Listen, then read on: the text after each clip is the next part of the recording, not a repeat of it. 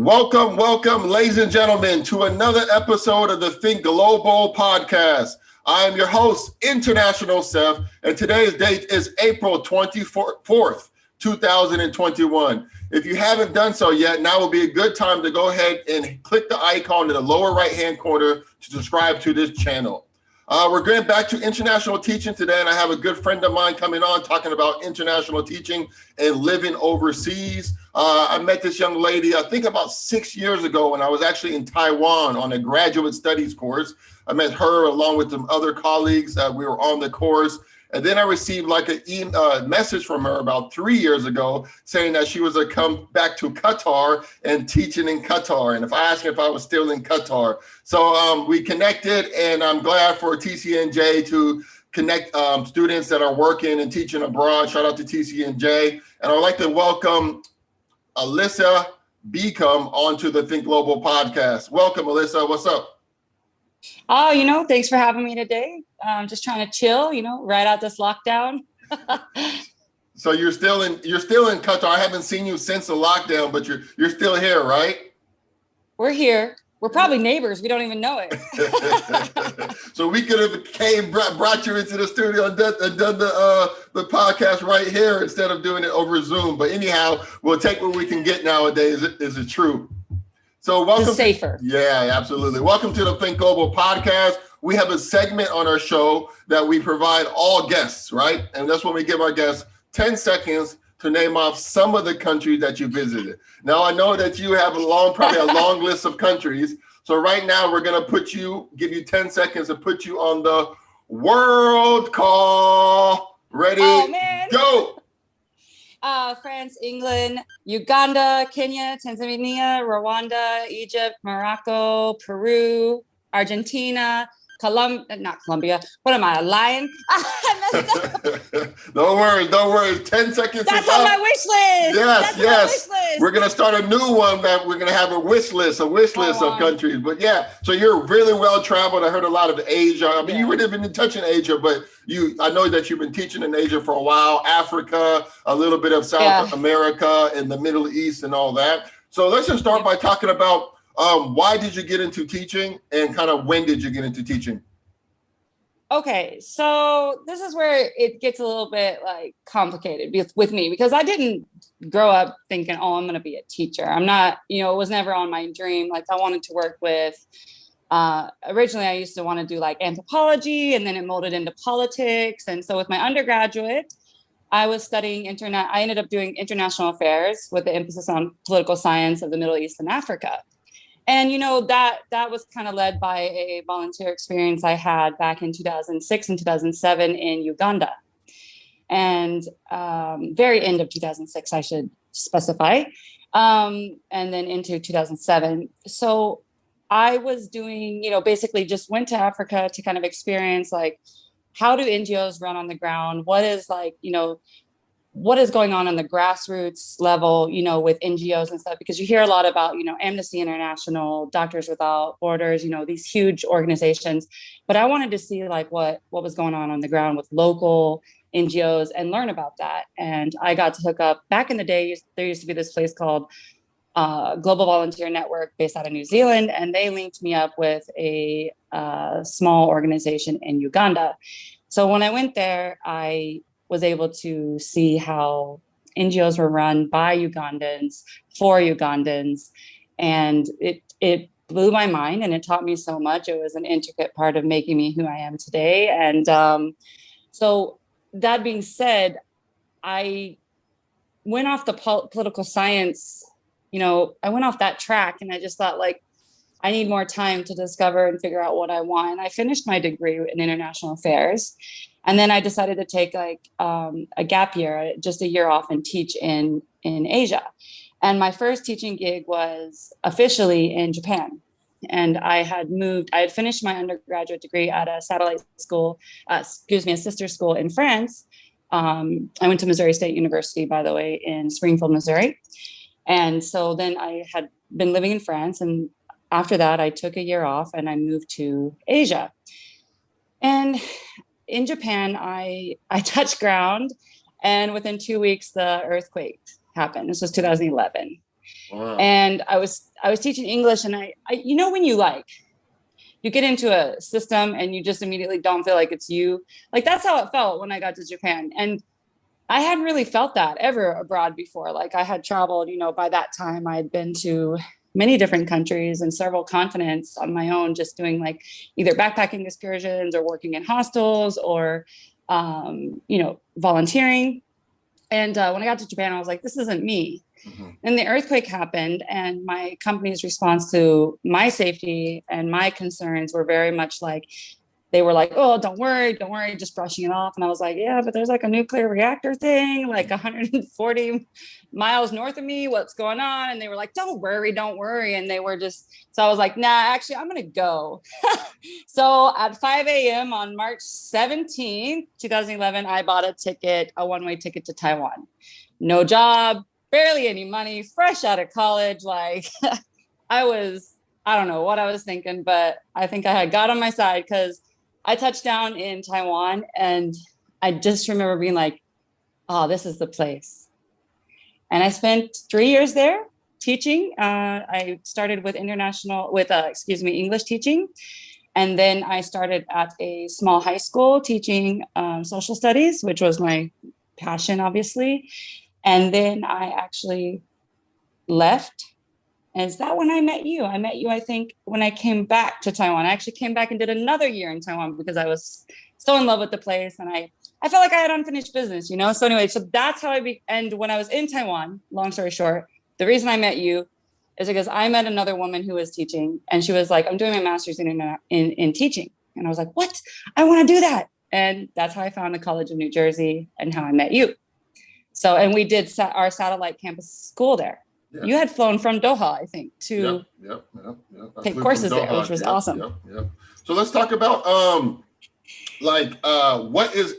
is it teaching at an international school in Taiwan? I remember I was going there all throughout when I go to Southeast Asia. I just see like very, very like a strict, like the students are on it, you know, they're studying like 24/7 studying. I got to pass a test. And it seems like a very, very rigid curriculum and kind of instructional medium. Would you agree with that statement?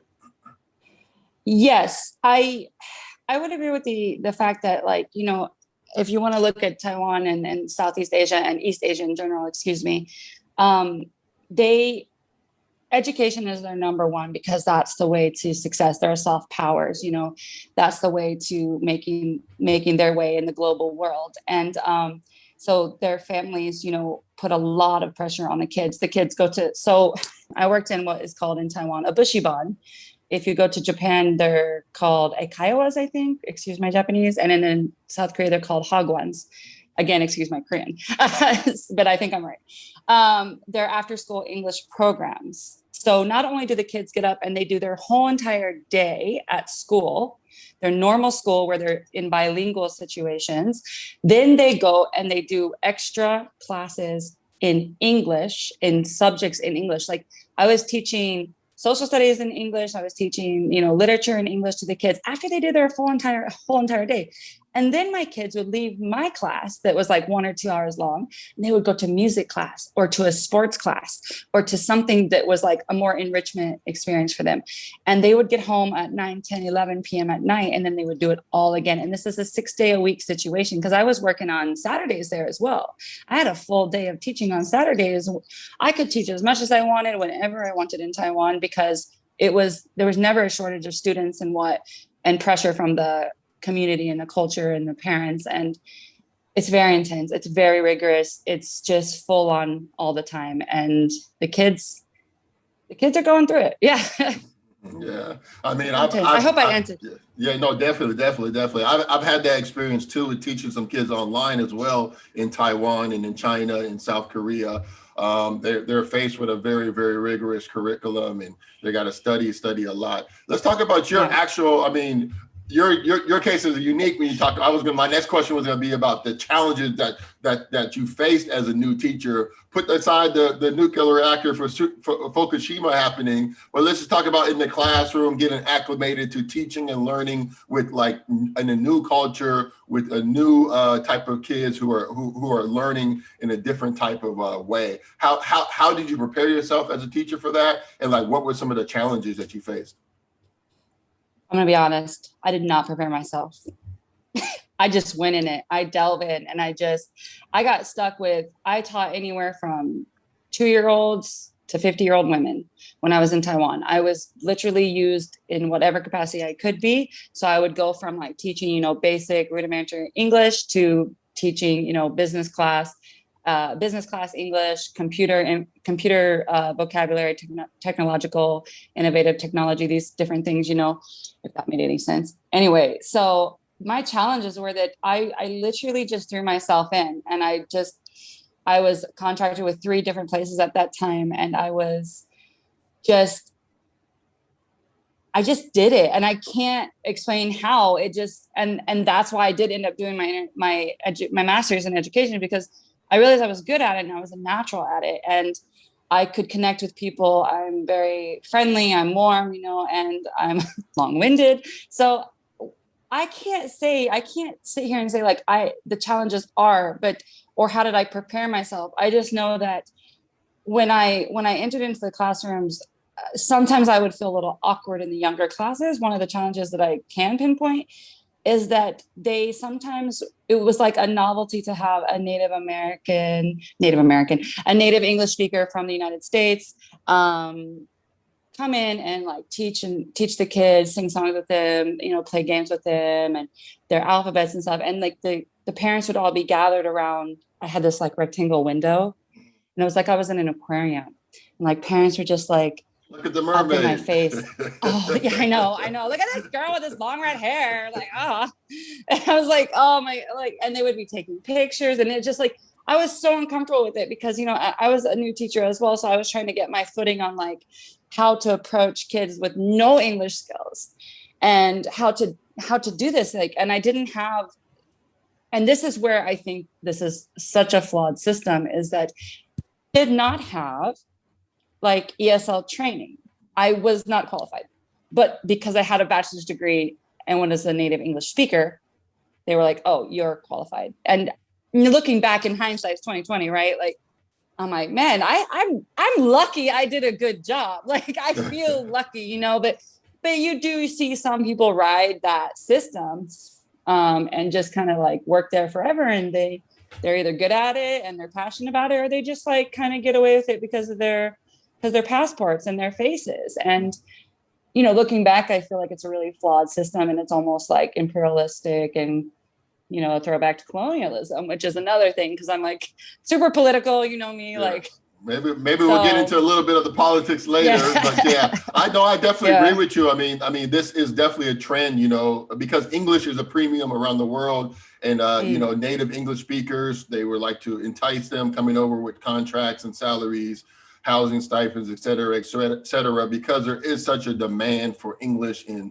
Southeast. I mean, let's face it, they have so many people between China, South Korea, Taiwan, even places like Cambodia, Vietnam, Thailand, et cetera, et cetera. I mean, we probably have like a third of the world's population in that region, easily. So yeah, exactly. They're all trying to develop, and their kids are trying to get a high quality education. So, yeah, definitely. Yeah, they want to be players on the global scale, and they have to be able to communicate with, Wall Street. They have to be able to communicate with London. They have to be able to communicate with what's going on in the business world. And this is how you do it. And, we all know why English was, became the language. Mm-hmm. We know the history there, but, and to be part of that was something I look back on and I'm like, man, I hope I did it right, And even as a teacher today in a foreign country, I always think about these ethical implications of being a foreigner and, a teacher in a foreign land.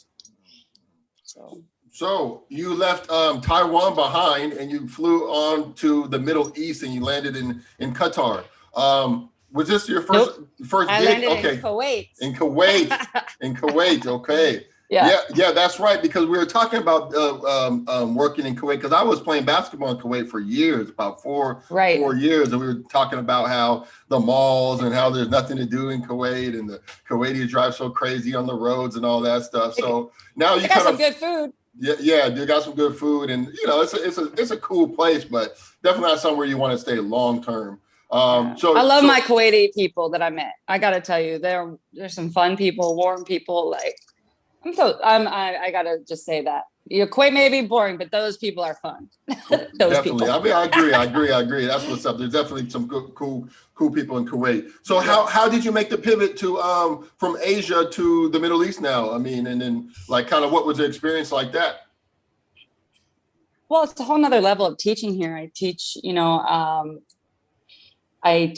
all local Qataris now, and in Kuwait, I taught all local Kuwaitis, and the culture is very different. Obviously, going back to the reasons why we need education, how we approach education, and what value it has in our culture. And I think that here, I do face a little bit more like intrinsic motivational issues with the students due to the fact that, like, we get taught our whole narrative is like, do good in school, be good in sports, be this well-rounded person that looks good going into college, get that job out of college, but here and later you'll be you'll have the money, you'll have the finances, and that all links. And that's what's going on in East Asia as well. Like at the end of the day, you got to take care of your family and yourself. And that means money, and that means stability.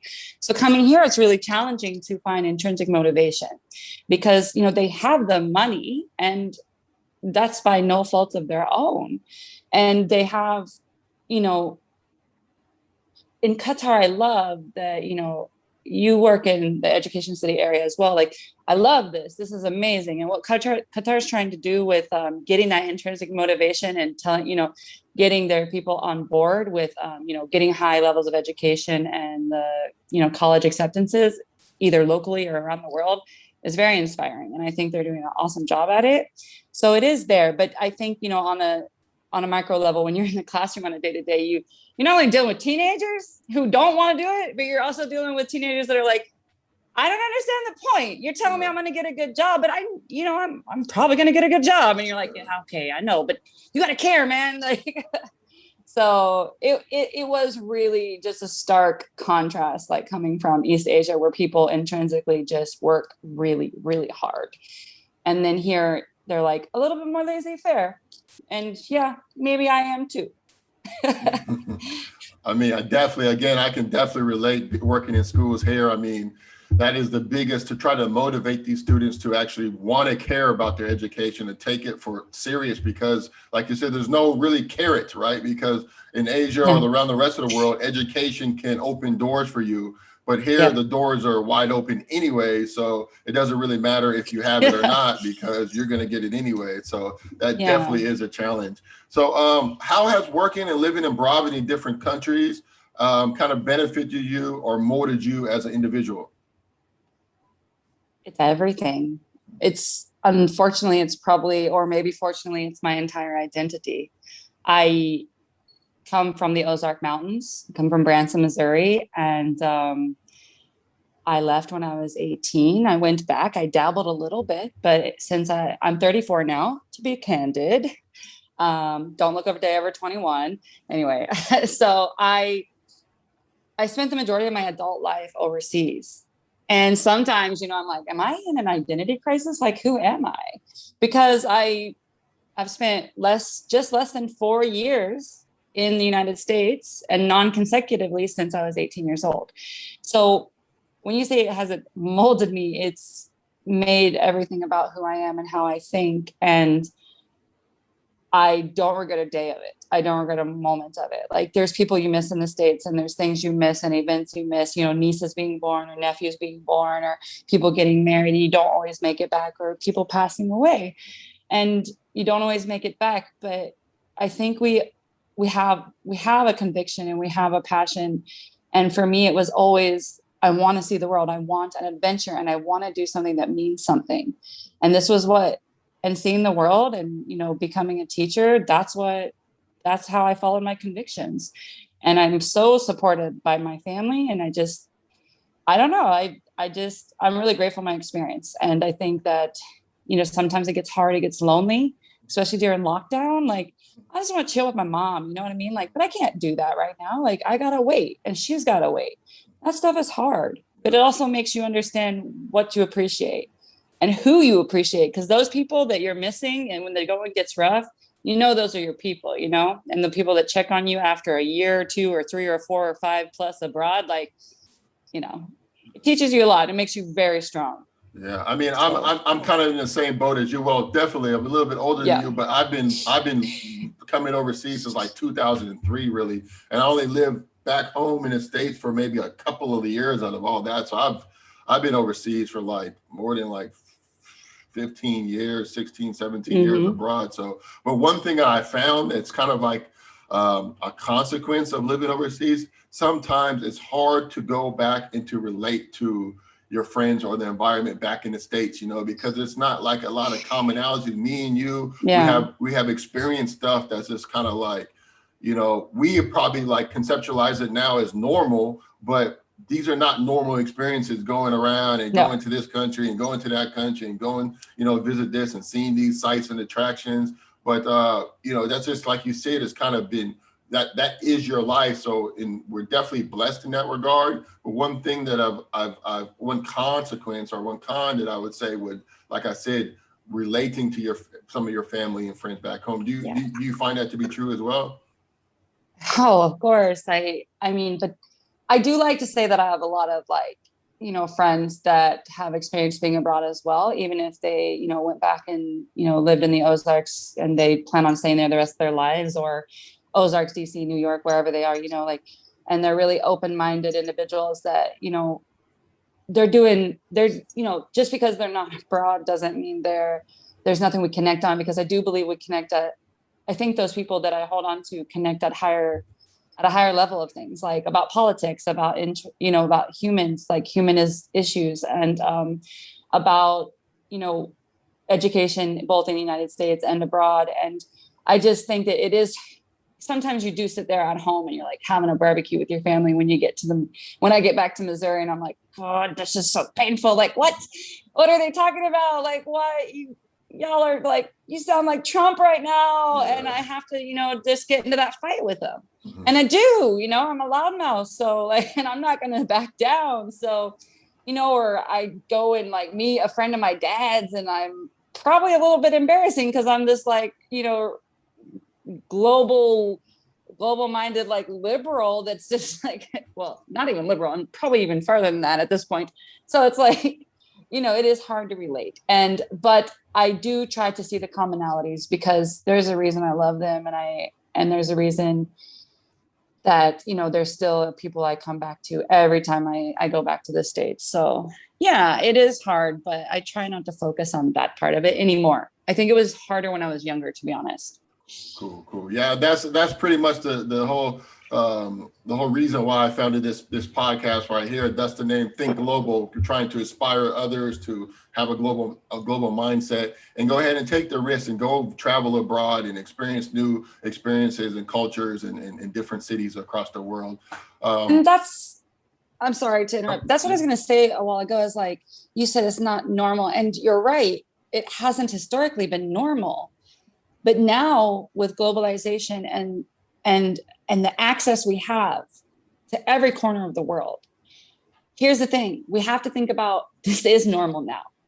And what we need to do is like, we need to be questioning like how we do it, why we do it, what are our intentions, and what are we taking to and from these places we're going to, and whether it's not tourists or work or whatever. And this is the world we live in now. And this is one of the reasons this is the reason the pandemic has spread, to every corner of the world, because global travel, and it's just, how are we thinking? And so when I saw the name of your podcast, I was like, heck yeah, like I definitely want to be on there and talk about this, because I think, there's more and more kids out there today, like in my classes, even Qatari kids that are like, I want to go abroad, or I want to do this. And I want to know why, and I want them to know why. And I want to know implications and consequences of those global interactions. So that's just my 2 cents on think global and, well said. And it's true, of course, with the whole internet and technology and, having apps for everything. Yeah, we're all connected, and we just need to embrace that connectivity. And this is why the Think Global podcast exists. All right, so we're going to finish up with our vantage point of living overseas, being American, and watching our once great country kind of dissolve into divisiveness and turmoil. And it's kind of really disheartening to see what's happening. I really have a passion for like finance and economics, and I just see like the economic perspective about it and how that trickles down into societal level. And, there's just a plethora of challenges and problems that the world is facing at the time. But I think that America is or has been like the engine of the world for the last century. And it's kind of seeming now that engine is kind of has some choke ups in there, and the gears are not switching as properly, and is really almost getting ready to kind of, to explode. And maybe we're going to have a new engine. So what are your thoughts with our once great nation becoming so divisive into turmoil? I don't know how long you have, but I'll try to be brief. I don't know if we could ever, first off, I don't mean to disagree, but I want to say something like, I think the narrative that America was a great nation was spun. I don't ever agree with this. I think that a great nation does not start the way America did. So I'm never going to give it that. And if that makes me sound unpatriotic, then halas, I don't care. Like, write me, let's talk about it. But you won't, the systematic oppression and the absolute just whole history from Native Americans to slavery and beyond, the way they treated Asian Americans when they came abroad and were contributing members of society, and the internment camps in World War II that exist, and then you have the displaced people along the border here. Like, let's stop this narrative that America was a great nation. And I don't mean to call you out on that. I know where you're coming from, because America is powerful and America is this global, and it is always at the forefront of human rights. But it's got to look inwards and think about what it's doing. It's really easy to point your finger at everybody else and say, well, look what you're doing. Look what China's doing. Look what Russia's doing. But it's in your backyard. It's in my backyard. And you have systemic oppression on every level in the United States. And this is something that has made me daily, we're getting on Instagram, social media, we're getting on the news, and we're seeing more and more people getting murdered, mass shootings happen, young Black people being taken off the streets, being murdered in their own driveways. Like, it's, I don't remember your original question, but what was the point of my rant? Just that I just want us to understand that we need to start looking inward as Americans, and America has to start changing.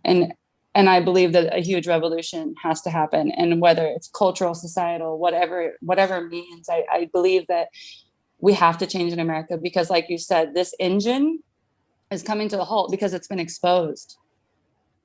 Our faults are the cracks in our system. They're opening, and they're so wide, we cannot just step over them anymore. And I think that it's going to be people like you, people like all the educators.